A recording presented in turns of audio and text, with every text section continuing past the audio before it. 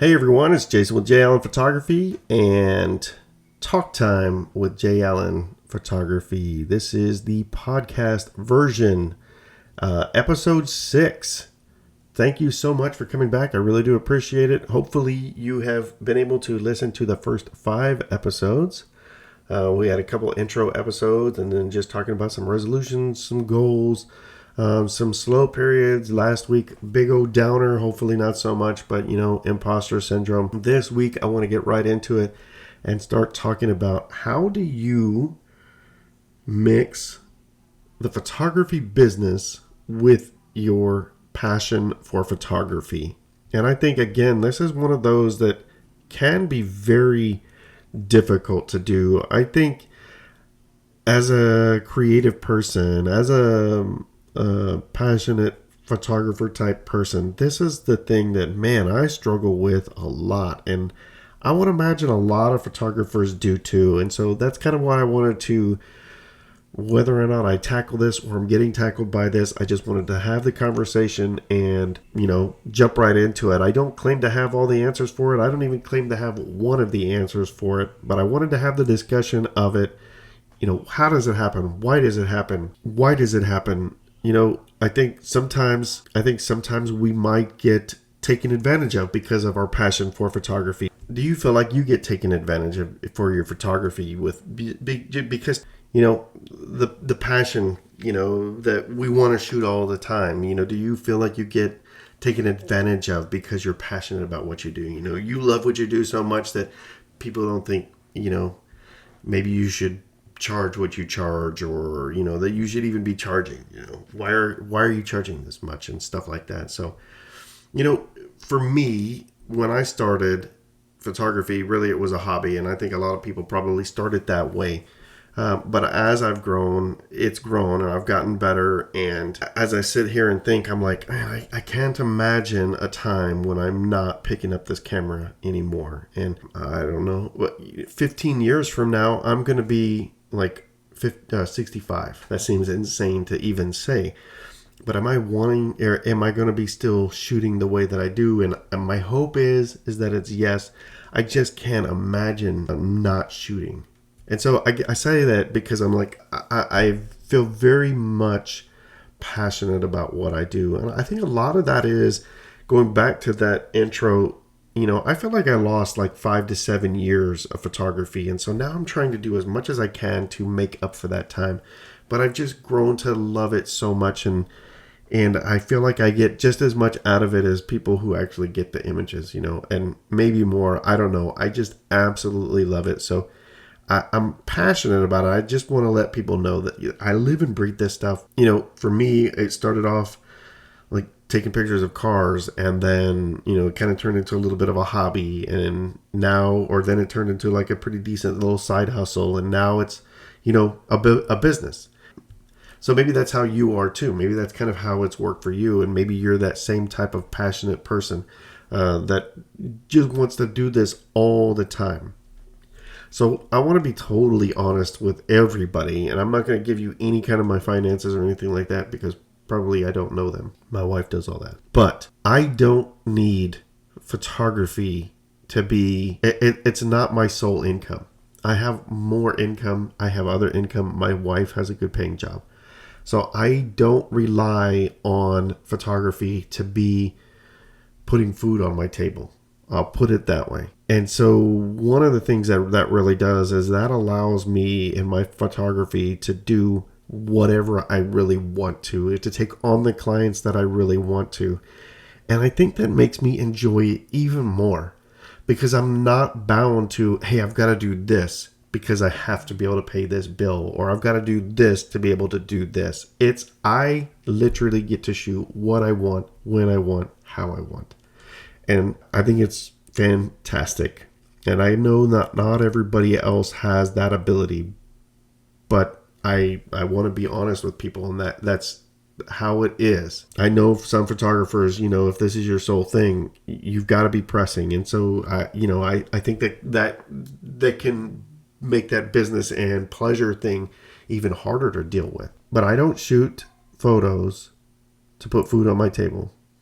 I shoot because I absolutely love to shoot. And I probably mentioned it in a podcast before, and maybe I shouldn't say it. I don't know. But if I could, I would shoot for free. I think it's absolutely fantastic. I think everybody should have an opportunity. Photography is history, right? It's capturing the moments in time. And, when you're posing a senior, is that a moment in time? No, not really. It's a posed moment, right? But still, everybody should be able to have their history captured. I shoot because I absolutely love to shoot. If I could do it for free, I would. But you can outgrow your equipment quickly, and so to be able to buy new equipment, you need more money. And yes, I do have a good living, but it's not gonna afford me to just randomly spend $5,000 on a new Canon R5 Mark II, or whatever that Canon's going to cost when it comes out, or spend $3,000 on a lens. I need to be able to offset that cost. And so photography, long story short of it is photography costs money. And so that's basically why I charge, because I want to be able to give them the best that I can give.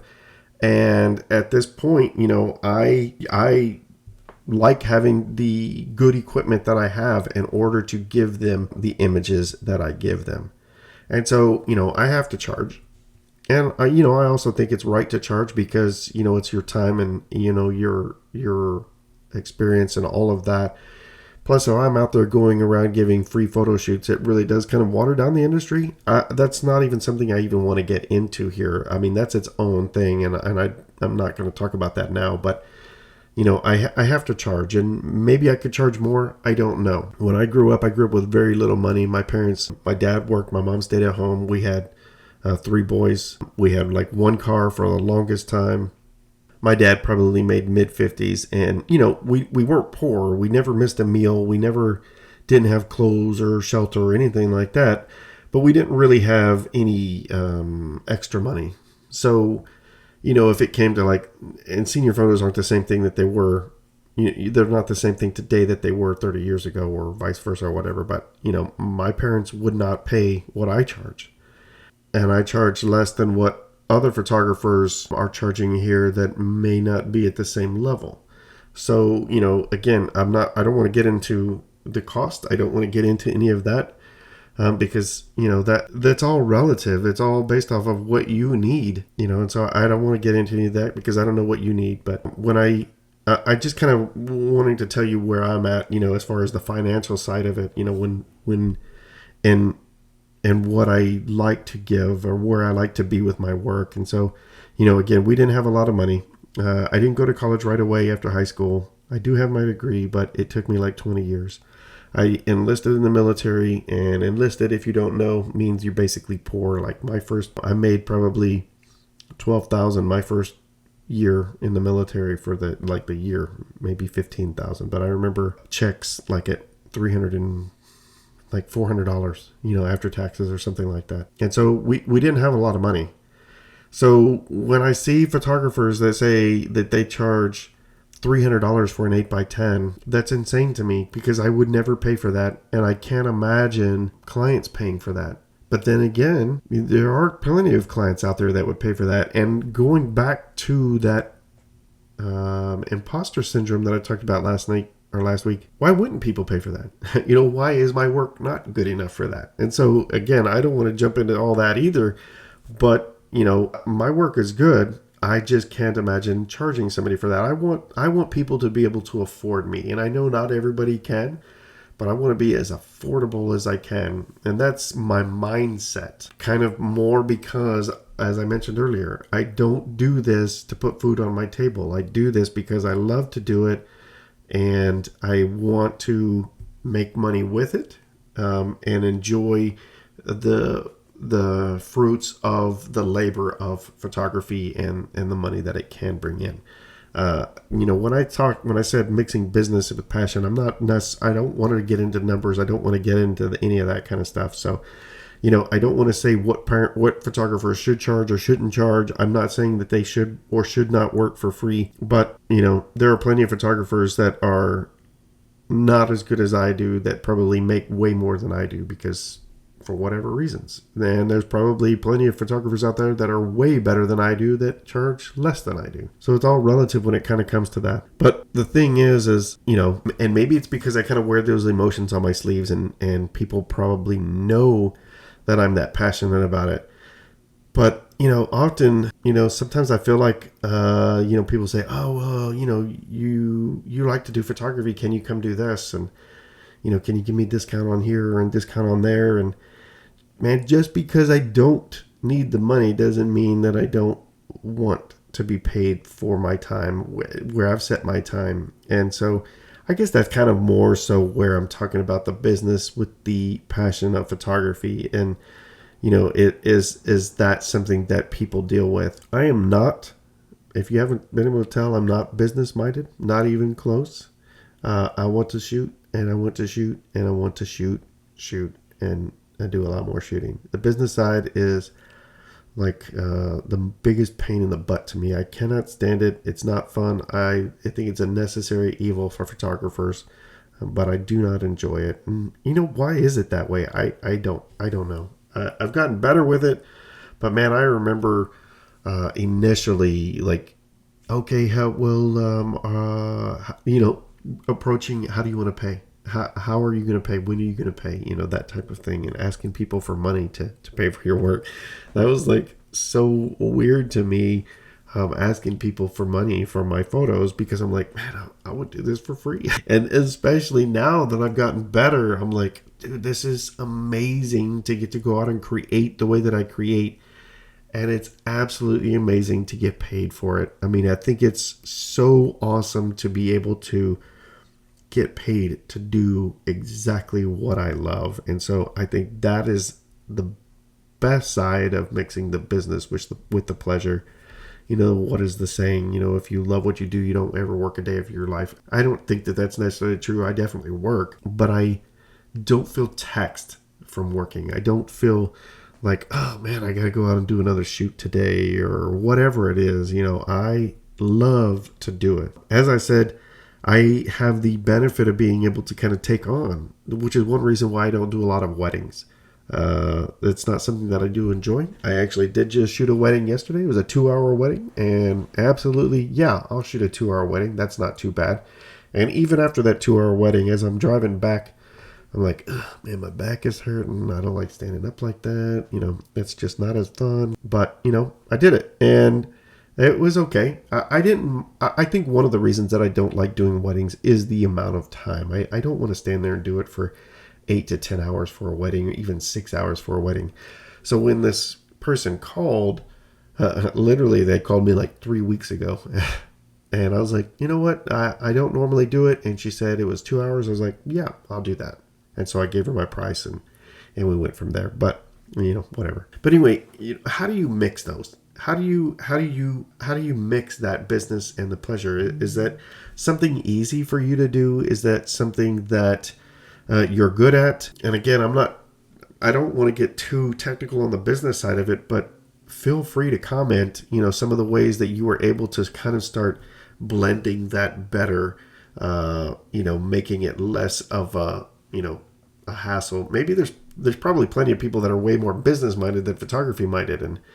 And I think I just saw today, I think I saw like photographer, it was some photographer that said something like photography business is 75% business and 25% photography skill. And man, maybe that's true. I don't know. But when it comes to my photography, I take it personal. I just take it personal. I wear my emotions on my sleeves. I love what I do. My clients, I just posted this out on my social media today that, friends rarely ever become clients, but clients often become good friends. And that's my photography. Like, that's a perfect thing for my photography, because especially with like the rep programs that I do, I get to work with the student and the parent over a course of like the school year. And so we naturally kind of develop a relationship. And I'm not saying that we're like best of friends. We don't go to barbecues and stuff like that, but we do have relationships. And so now I with some of the parents of these clients,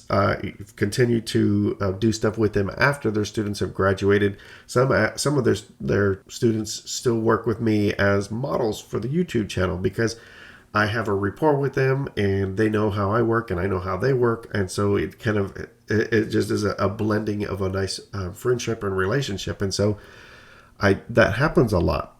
But then, I had one in particular, and man, this one, and this was last year, and it literally floored me. It happened right around early January, and I had been working with this client and her daughter for 3 years. And when I say working, I'm talking like 4 to 6 sessions over the course of a year, dance, portrait, modeling, whatever. We were doing a lot of work together, and there was a really nice friendship there. And then they decided last year for her senior year, which is this year, that they were going to go with somebody else. And dude, it crushed me. Like it, man, I struggled with it. I absolutely struggled with it. And I shouldn't even say struggled. I still am struggling with it. I don't understand it. It frustrates me to no end. It felt like, and more than likely it's what it is, I put more into the relationship than what they did. And that's not their fault. That's my fault. I wasn't looking at it necessarily as a business. I was looking at it as, hey, we're doing something together. We're creating something together as friends.